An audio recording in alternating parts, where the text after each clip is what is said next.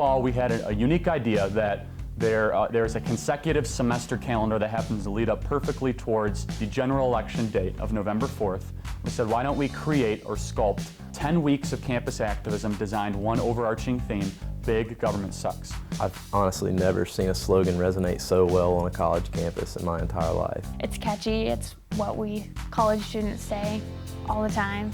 It's not like it's a foreign word for us, so it's in their language every day, so they're used to it. Big Government Sucks was actually received very well on campus. The students would stop, they would see sucks, and they would come over to the table immediately. It was a huge deal for them. They thought it was different than anything they had seen on campus. But when you say something that's so straightforward and simple, the message really makes sense, and it is something they agree with. I'm happy that we embraced that message, that wording, because it's phenomenal. I've never had the ability to talk to so many students and reach so many people that were truly interested in what we had to say and what we had to offer. The different weeks included Capitalism Cures, Constitution Week, Free Speech Week, which was involved in Constitution Week, Youth Depression Week, No to Obamacare Week. All these different themes were under the overarching theme, Big Government Sucks. They have such a negative concept of capitalism, and it was great to clear those misconceptions up and to say you can support capitalism and you can support the poor. In fact, supporting one supports the other.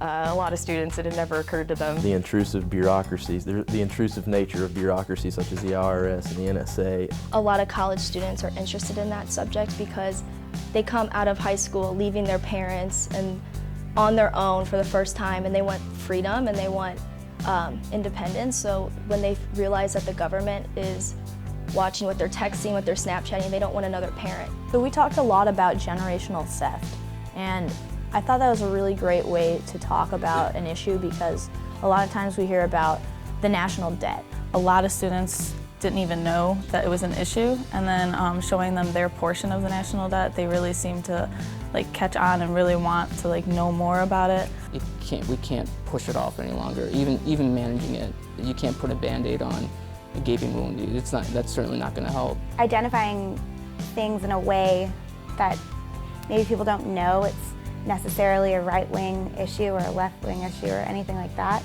but just talking about the issues and pros and cons and really breaking it down is great.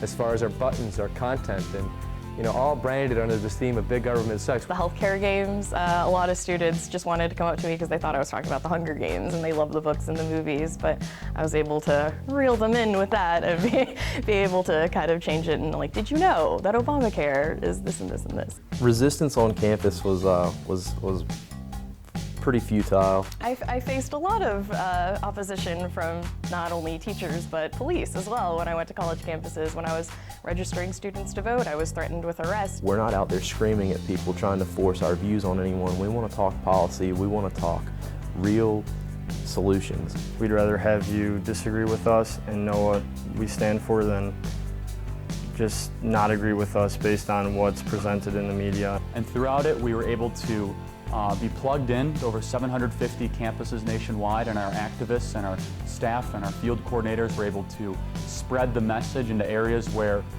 free market limited government values are never ever heard, and the response from young people and students has been overwhelming. It was coming down to the deadline for voter registration in North Carolina. Some people asked us if we could conduct some aggressive and targeted voter registration efforts. Through their unbelievable effort in working 12-hour days and sometimes driving hundreds of miles, they were able to register over 2,500 voters in North Carolina. That is only a testament and an example to why we are doing what we are doing. We're building something that's so cool, and I've never believed in something as much as I believe in this, and just being a part of it every day is so cool. Thousands of young people were able to come into the fold, were registered to vote, and were given a voice for the first time thanks to our efforts. It's through actual boots on the ground game, and everyone knows if you want to win a war, you need to have boots on the ground, and we are the cutting edge in that regard.